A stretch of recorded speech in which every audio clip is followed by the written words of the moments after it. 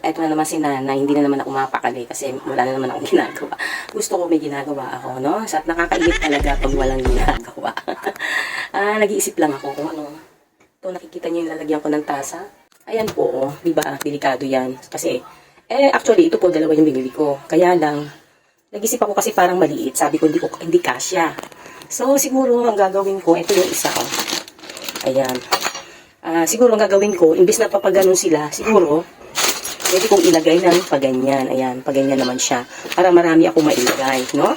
So, let's do it. Let's try.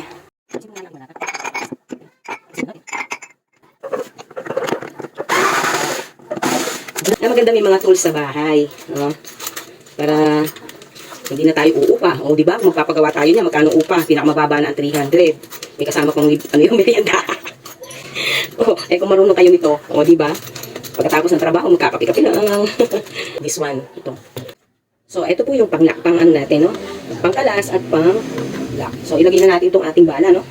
Pang-screw lang to. So, ayan, hihigpitan lang natin. Ayan. Dahil ako magkano ito, sabi natin yung face of yan. Ayan, dahil ako. Ayan yung hina. Kain na kain natin. Diba? Nakupak na lang. Ano ka na tayo maaari?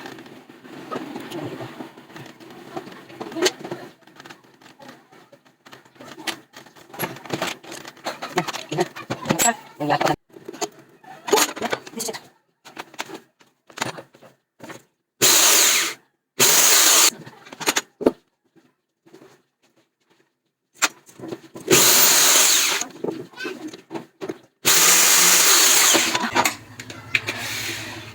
Ngayon na nakakita si nanay ng ganito.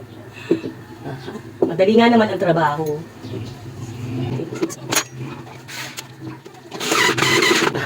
Galing mo yan. Nakasabit na.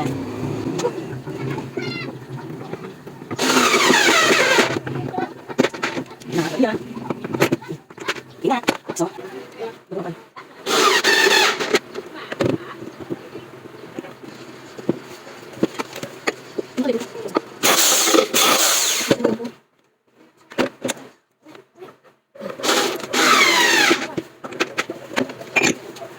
Ina. Inayos ba ng kasa? So, isang trabaho na naman po ang ating natapos at inayos natin ang ating nalagyan na ng tasa. Ayan, ang ganda. So, ayan, ang ganda na ng ating lalagyan ng tasa. Ayan, disente pa siya. Ayan. So, kayo mga nanay, mag-aral na rin kayo maggawa sa inyong mga bahay kaysa naman sa uupa pa kayo, di ba? Malaking menos. At matututo pa kayo, maituturo nyo pa yan sa mga anak nyo. Ayan, ayan, oh. O, di ba? Kung kaya nila, kaya natin. Proud solo parents. Salamat po sa panonood. Manghuli kayo ng isda. Salamat.